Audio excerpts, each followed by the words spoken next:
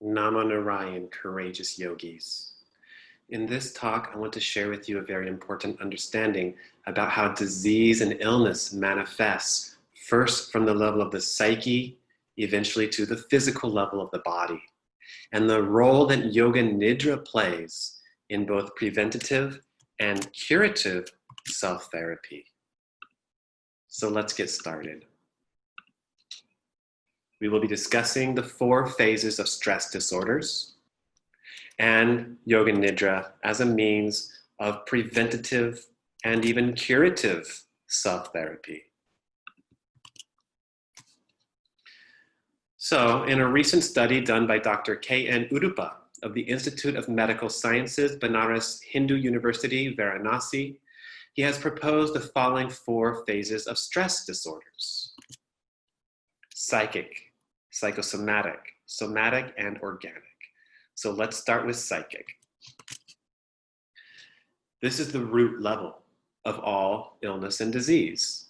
Here, the individual develops the first root cause of stress illness on the psychological level as a result from excessive tension, stress, and trauma.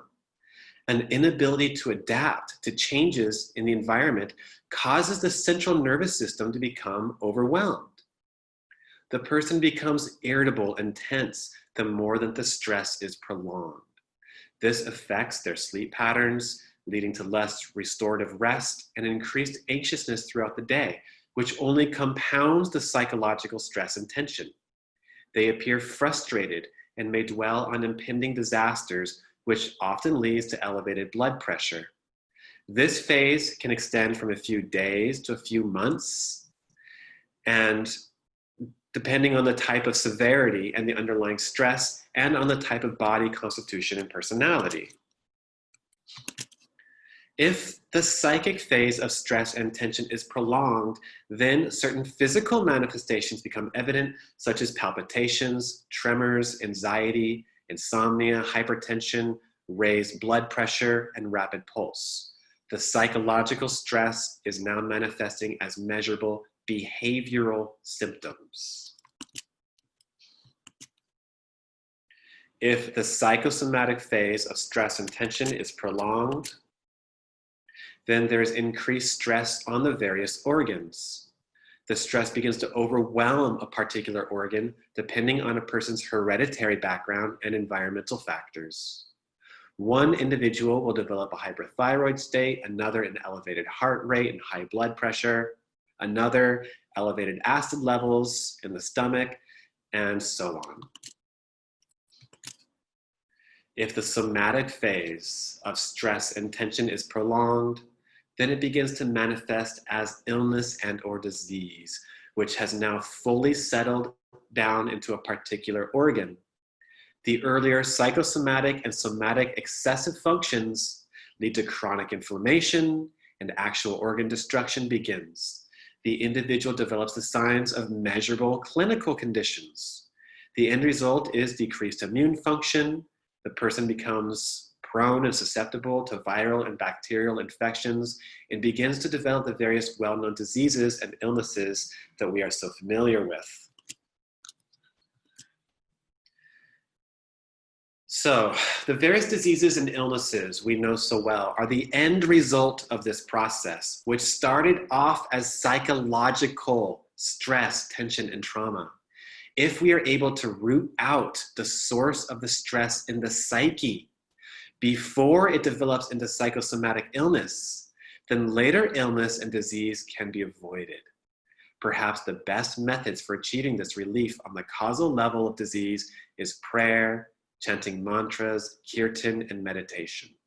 Meditation is the greatest form of therapy, I believe, and in particular Yoga Nidra, as it is a form of meditation anyone can do, even if bedridden.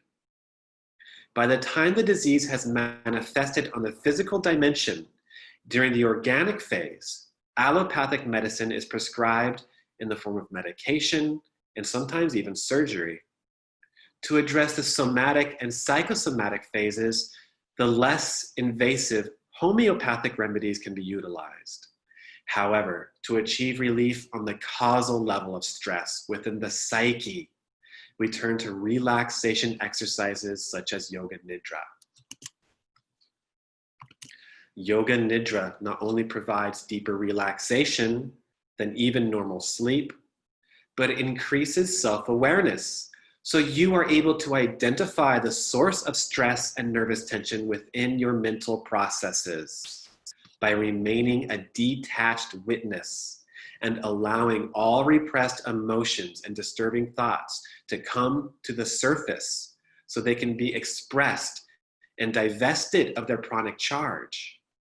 In other words, it takes a certain amount of prana to keep thoughts, emotions, and traumatic memories suppressed beneath the surface of consciousness. Once you allow that prana to manifest in the form of facing these repressed thought forms and impressions while remaining a detached witness, then it loses its momentum in the psyche and can no longer be a cause of psychological tension. This is why it is so important to do Yoga Nidra on a regular basis. You are literally diffusing diseases and illnesses at their psychic root, preventing them from further developing into psychosomatic, somatic, and inevitably organic or physical illness and disease. In this way, courageous yogis, Yoga Nidra maintains physical and psychological health and homeostasis.